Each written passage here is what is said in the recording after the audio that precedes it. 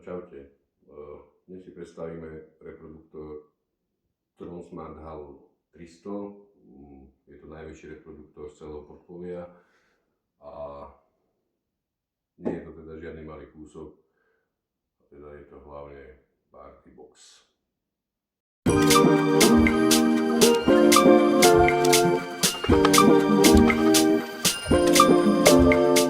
Unboxingu sa asi vyhneme, lebo je to veľká rároha, ale v podstate v samotnom balení nájdeš reproduktor a nejaký návod, záruku a niečo o technológii SoundPulse.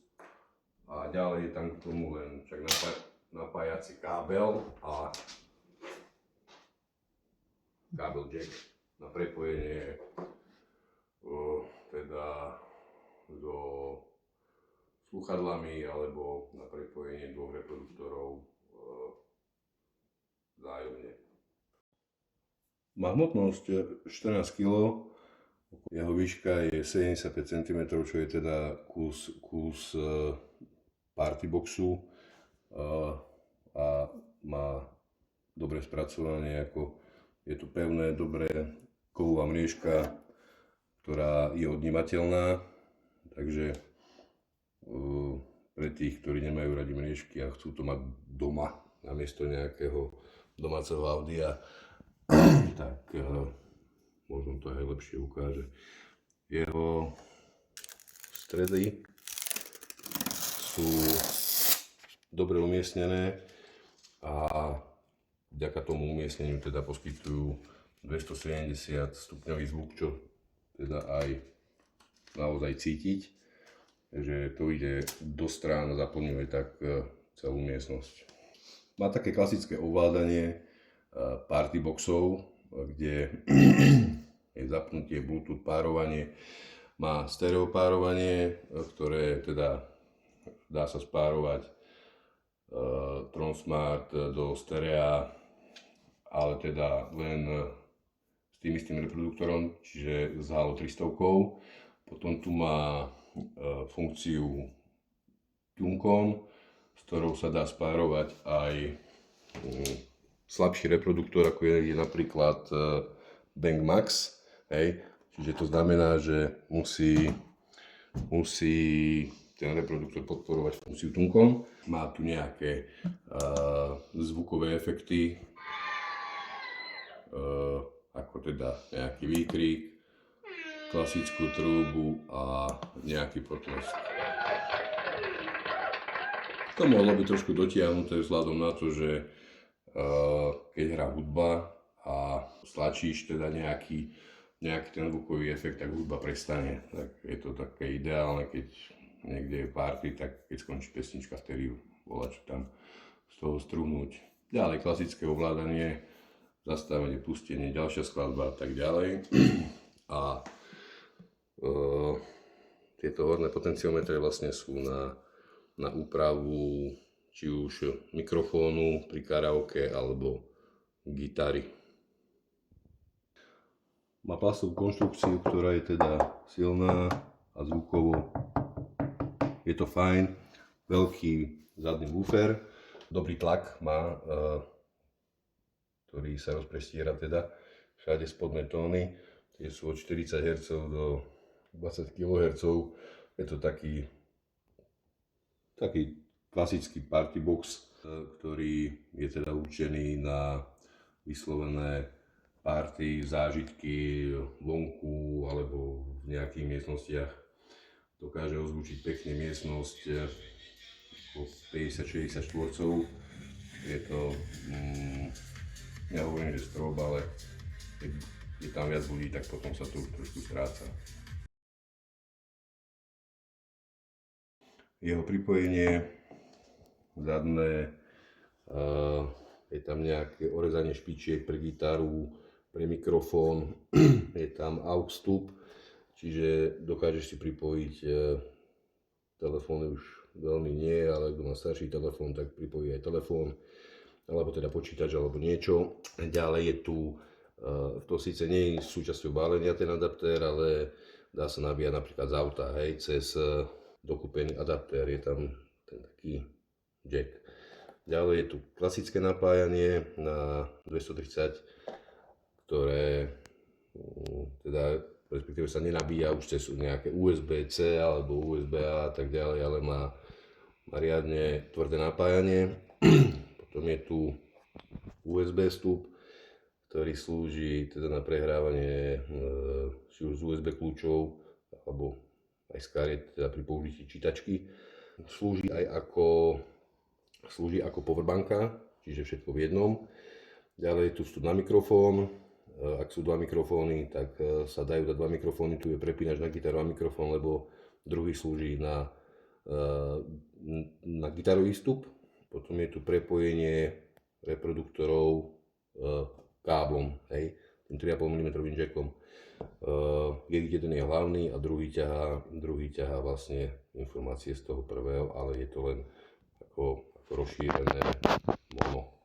A ďalej je tu výstup na mixpulty alebo takéto podobné zariadenia. Má krytie IPX4, to znamená, že není nejako extra vodný do trvalého dažďa, alebo že sa začne oblievať vodou, alebo čo. Ale na klasický jemný daždík alebo nejaká striekajúca voda je to v pohode. Tak je to pekne mäkké gume. Má koliečka na ľahké prenášanie a samozrejme túto kufrovú vychytávku, takže prenos reproduktora je veľmi pohodlný a ide to. Tá svetelná atmosféra, respektíve ten LED pás dookola je celkom dobre vyriešený a napríklad pri pridávaní zvuku ukazuje pekne ako ide zvuk, že je v polovici, nie v polovici a tak ďalej. Priamo na tomto paneli sa dajú meniť tie farebné efekty. Idú celkom do rytmu, že je to také už lepšie ako napríklad pri Bang Max, ale tam není prioritne teda, že to má robiť nejaký efekt, ale len to teda akože svieti a samozrejme sa mení aj tam. Sú tu nejaké kruhy dookola, jeden zasne, druhý ide, ďalej, no toto už je vypnuté.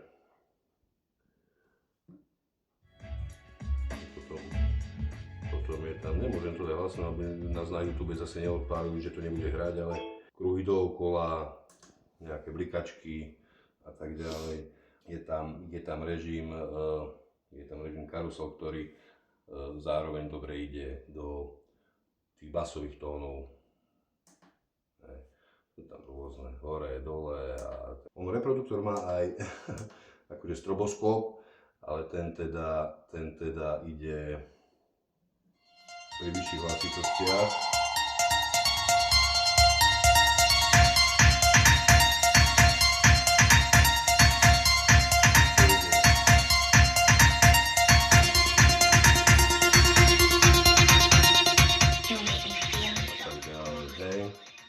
Takže to je k tomu. Vzhľadom na to, že je to 240 W veľký reproduktor, tak už pri malej hlasitosti hrá v podstate celkom silno. A teda s tým, že na vonkajšie použitie niekde na nejakej party stačí kľudne 40-50% hlasitosti. A zobrali sme ho do takého eventového priestoru, alebo respektíve do krčmy, kde som ho teda vyskúšal naplno, koľko to zvučí, ako to zvučí. Tak aj pri tých vysokých hlasitostiach vo väčšej miestnosti to bolo fajn.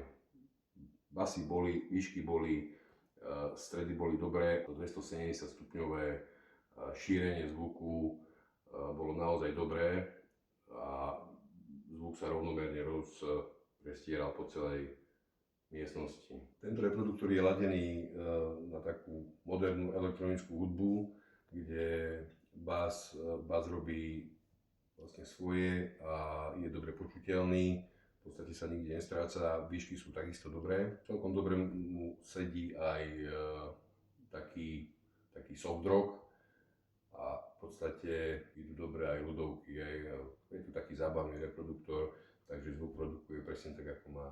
Jediná nevýhoda, teda čo by som mu vytkol pri podaní zvuku alebo pri prehrávaní zvuku, je len základný kódek SBC, ktorý degraduje tieto nahrávky vo vysokom rozlíšení, takže v podstate z neho dostaneme vždy len nejakú MP3. Je tam trošku problém, teda ja som postrehol trošku problém pri streamovaní zo Spotify, teda alebo aj z YouTube Music, alebo z iných streamovacích platform.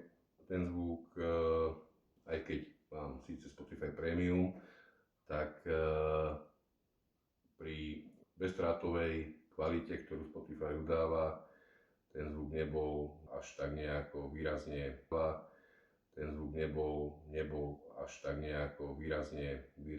výrazne dobrý alebo lepší ako napríklad pri Tronsmart Phyton X30. Tento malý, ten je výborný. Tu je pre takú malú kontrolu, je to v režime vývojára, že vlastne aj keď telefón podporuje nejaké kodeky AAC alebo LDAC, tak vlastne vždy ho preformátuje cez SBC a je tam tá kvalita zvuku trošku nižšia. Ak chceš vedieť, ako na to si skontrolovať, ktoré slúchadká podporujú aký kodek, alebo teda reproduktor, ak máš doma nejaký, tak nájdeš na našom webe celý postup, ako to aktivovať a kontrolovať. Aby som to uviedol na tú pravú mieru aj pri kodeku SBC, teda hrá ten reproduktor veľmi dobre, vyvážene, silno, ale ten zvukový upgrade alebo to zvukové povýšenie dosiahneš teda, keď pripojíš reproduktor káblom, či už na notebook alebo na tablet, tak prípadne na telefón, prípadne pri použití USB kľúča, vtedy ten zvuk ako rapidne ide hore. Ja používam pri streamovaní teda, keď bezkáblovo, jeden fajn program, nájdeš ho v recenzii na webe, ktorý dokáže vyladiť ten zvuk celkom dobre podľa voľného prehrávača teda, alebo hudby, konkrétne aj pre Spotify, alebo potom používam môj overený Neutron Player, ktorý je teda, myslím si, že najlepší a výborne si sadne s touto bedňou. Bluetooth párovanie je v podstate rýchle. Je tam a vďaka Bluetooth 5.3 je aj ten dosah a stabilita toho príjmu fakt, že dobrá. 30 metrov na voľnej vzdialenosti, inak cez stenu, ja neviem koľko to máme, 5-6 metrov cez stenu do druhej izby a stále príjem je dobrý. K tomu párovaniu, ako som vravel, stereopárovanie je teda len na dva tie isté reproduktory. Potom tu máme ten TuneCon, napríklad. Zapneme ho aj na Bangmax.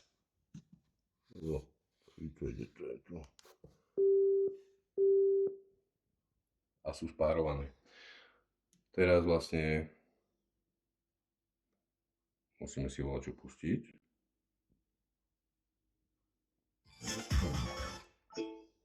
No.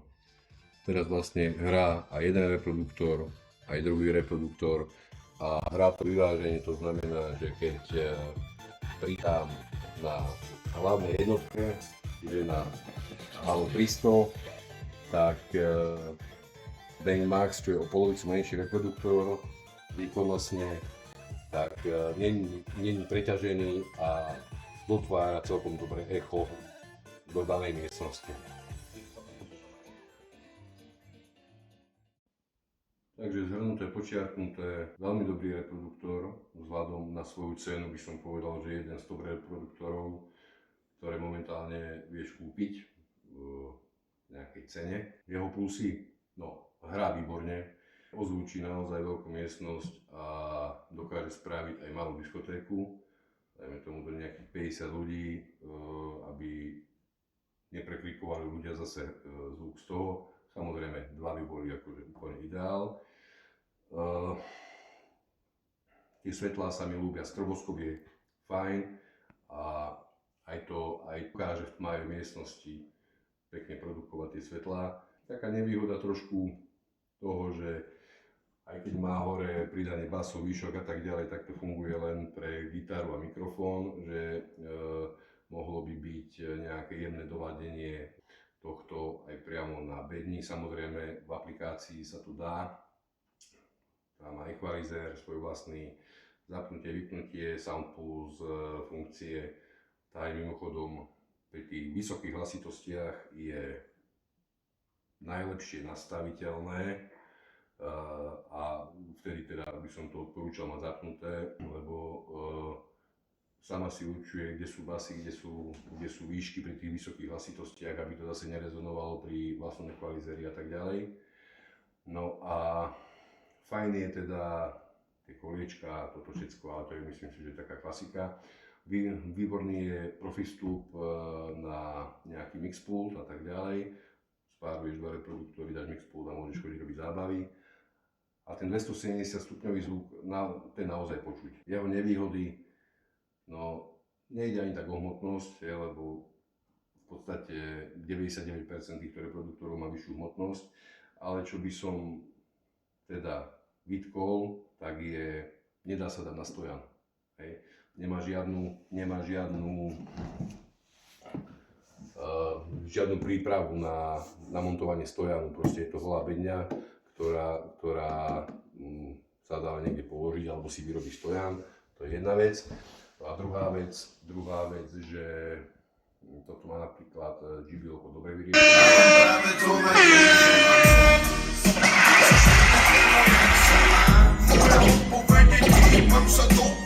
Tak tie zvukové efekty, hudba sa zastaví a potom pokračuje ďalej, čo JBL má dobre vyriešené a zvukový efekt je prehrávaný priamo s hudbou.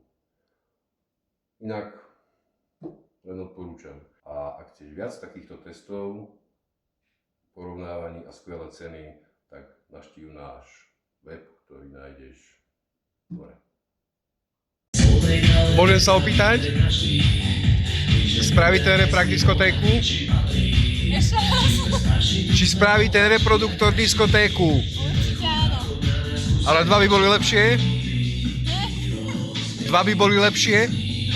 2? 2. Keby hrali 2. Odpadli by mi uši. Fajn, díky.